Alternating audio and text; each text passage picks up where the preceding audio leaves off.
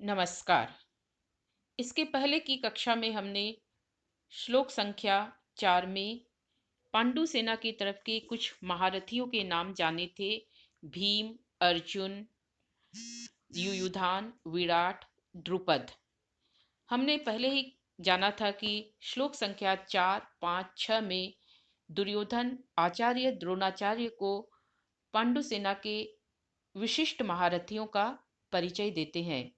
उसी की कड़ी में अब अगला मंत्र है।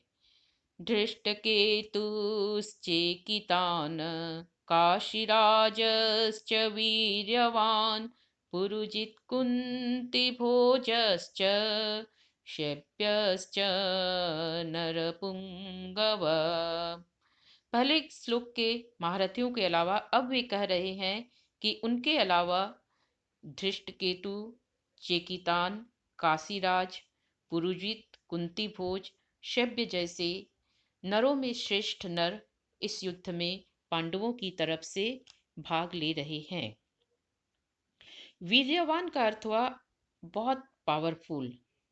नरपुंगव मनुष्यों में जो श्रेष्ठ हो। धृष्टकेतु चेदीदास के राजा शिशुपाल के पुत्र थे।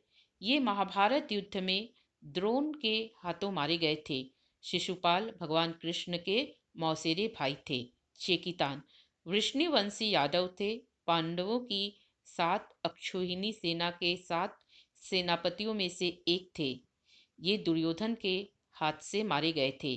काशीराज काशी के राजा थे।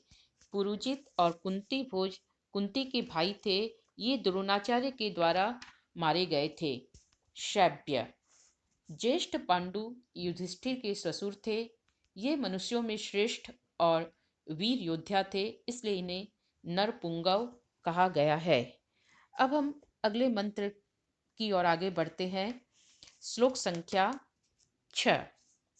युधामन्युश्च विक्रांत उत्तमौजाश्च वीर्यवान् सौभद्रो द्रौपदेयाश्च सर्व एव महारथः।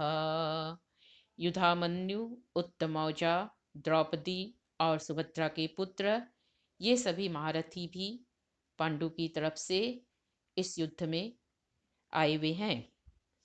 महारथा हम जानते हैं कि महारथा का अर्थ है महावीर, किंतु सेना की व्यूह रचना में, सैन्य संरचना में 4 तरह के योद्धाओं के वर्णन होते हैं। एक होते हैं पदातिक, जिन्हें इन्फेंट्री कहा जाता है। अश्वारोही, हाथी के ऊपर और रथ के ऊपर, ये 4 प्रकार के योद्धा होते हैं।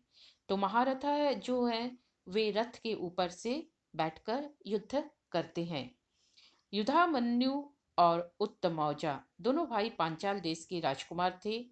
ये बहुत शूरवीर थे, इसलिए इनके नाम के साथ विक्रांत और वीर्यवान 2 विशेषण जोड़े गए हैं। विक्रांत मतलब माइटी, वीर्यवान मतलब बहुत पावरफुल। रात को सोए हुए दोनों भाइयों को अश्वत्थामा ने मार दिया था। अभिमन्यु अर्जुन और सुभद्रा के पुत्र थे। महाभारत युद्ध में द्रोणाचार्य ने चक्रव्यूह की रचना की, जिसमें द्रोण, कृपाचार्य, कर्ण, अश्वत्थामा, बृहद्बल और कृतवर्मा इन 6 महारथियों ने मिलकर अन्यायपूर्वक अभिमन्यु को घेर लिया। उस अवस्था में भी बालक अभिमन्यु वीरता के साथ लड़ते रहे।